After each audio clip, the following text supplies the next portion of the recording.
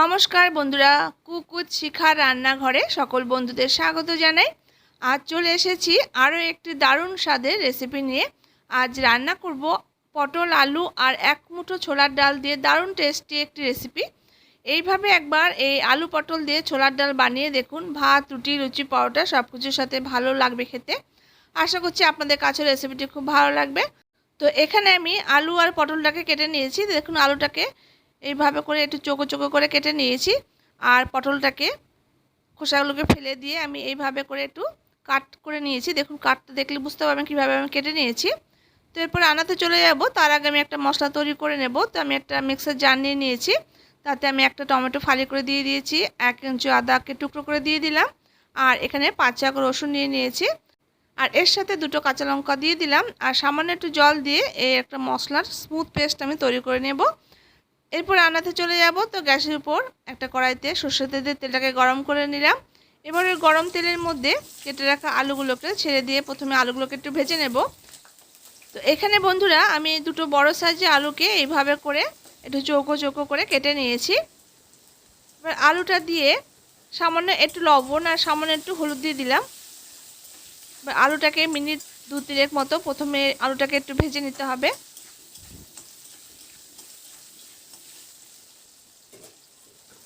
Minute 2-3 মতো আলুটাকে নাড়াচাড়া করে ভেজে নিয়েছি। এরপরে আমি কেটে রাখা পটলটা দিয়ে দিলাম।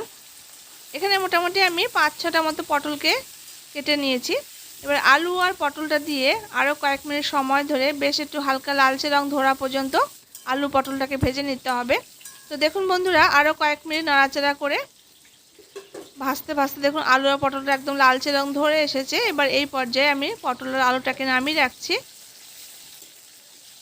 তো রান্না করার আগে এইভাবে করে একটু পটল আলুটাকে ভেজে নিলে কিন্তু খেতে ভালো লাগবে তরকারিটা।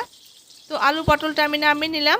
এরপর যা তেল ছিল তার সাথে আমি সামান্য পরিমাণ একটু তেল দিয়ে দিয়েছিলাম। এবার তেলটা গরম হয়ে গেছে।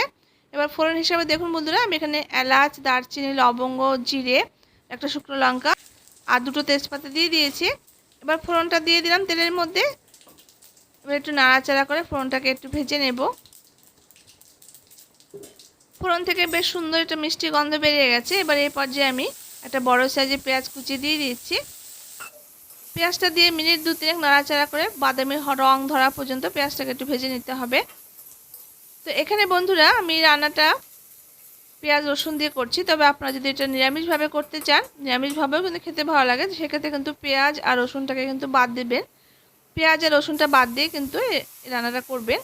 পেঁয়াজটা বেশ হালকা বাদামি রং ধরে এসেছে। এবার এই পর্যায়ে আমি যে মশলা পেস্টটা তৈরি করে রেখেছিলাম সেই মশলা পেস্টটা দিয়ে দিয়েছি, আর মিক্সি দেওয়ার সামান্য পরিমাণে জল এখানে দিয়ে দিলাম।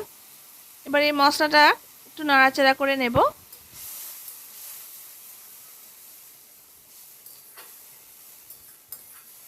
মশলাটা মিনিট 2 মতো একটু নাড়াচাড়া করে নিয়েছি। এরপর একে একে গুঁড়ো মশলাগুলো অ্যাড করে দেব।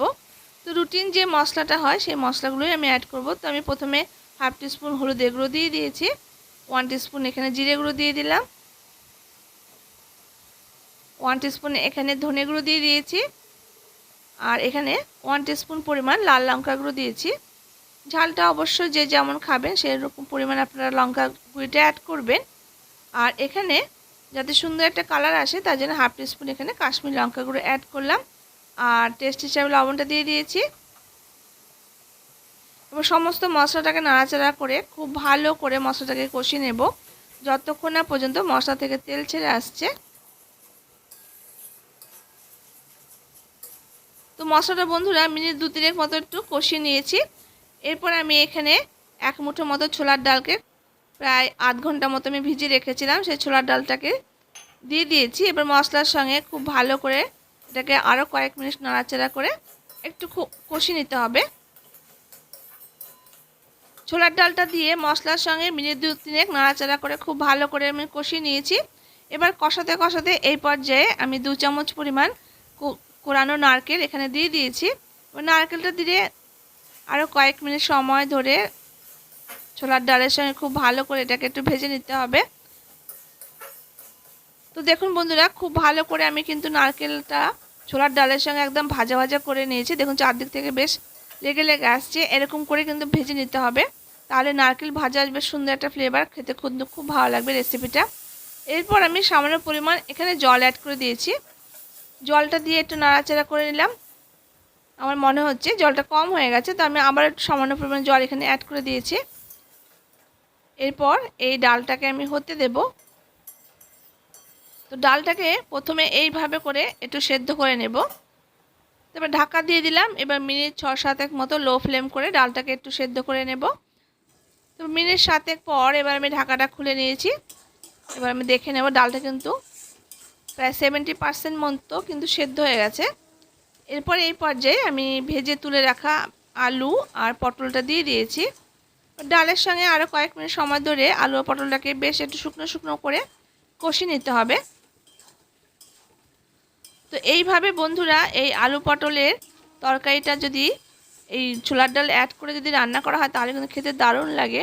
ভাত, রুটি, লুচি, পরোটা সব কিছুর সঙ্গেই কিন্তু আপনারা সার্ভ করতে পারবেন। আর আপনারা যদি নিরামিষভাবে তৈরি করতে চান সেক্ষেত্রে কিন্তু পেঁয়াজ আর রসুনটাকে বাদ দিয়েও কিন্তু করতে পারেন। নিরামিষের দিনেও কিন্তু এই রেসিপিটা আপনারা করতে পারেন। পেঁয়াজ রসুন যদি না দিয়ে থাকেন সেক্ষেত্রে কিন্তু আপনারা করতে পারবেন।